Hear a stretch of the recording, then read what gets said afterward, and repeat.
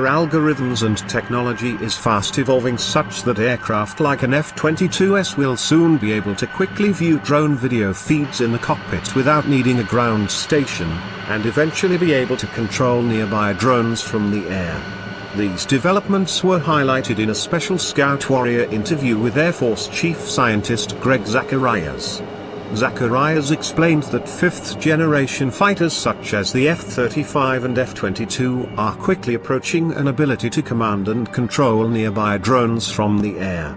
This would allow unmanned systems to deliver payload, test enemy air defenses and potentially extend the reach of ISR missiles.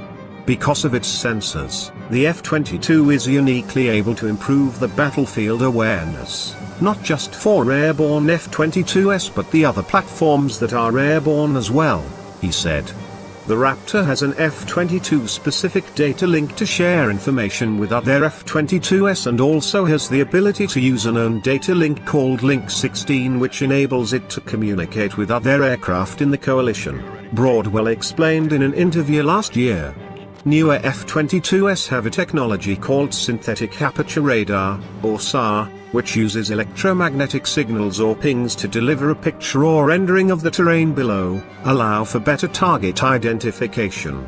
The SAR technology sends a ping to the ground and then analyzes the return signal to calculate the contours, distance and characteristics of the ground below. The addition of SAR mapping has certainly enhanced our air-to-ground capability. Previously, we would have to take off with predetermined target coordinates. Now, we have an ability to more dynamically use the SAR to pinpoint a target while airborne, Broadwell added. The F-35 is needed because it is to global precision attack what the F-22 is to air superiority, he added. These two aircrafts were built to work together in concert. It is unfortunate that we have so few F-22s. We are going to ask the F-35 to contribute to the air superiority mission, he said. Overall, the Air Force operates somewhere between 80 and 100 F-22s. Dave Majumdar of the National Interest writes that many would like to see more F-22s added to the Air Force arsenal. Story here. For instance, some members of Congress, such as former Representative Randy Forbes, AVA, have requested that more F-22s be built, given its technological superiority. Citing budget concerns, Air Force officials have said it is unlikely the service will want to build new F-22s, however it is possible the Trump administration could possibly want to change that. The F-22 is known for a range of technologies including an ability called supercruise which enables the fighter to reach speeds of Mach 1.5 without needing to turn on its afterburners. The F-22 engines produce more thrust than any current fighter engine. The combination of sleek aerodynamic design and increased thrust allows the F-22 to cruise at supersonic airspeeds. Supercruise greatly expands the F-22's operating envelope in both speed and range over current fighters, which must use fuel-consuming afterburner to operate at supersonic speeds, Broadwell explained. The fighter jet fires a 20mm cannon and has the ability to carry and fire all the air-to-air and air-to-ground weapons including precision-guided ground bombs, such joint direct attack munitions called the GBU-32 and GBU-39, Broadwell explained. In the air-to-air configuration the Raptor carries 6 AIM-120 AMRAAMs and 2 AIM-9 Sidewinders, he added.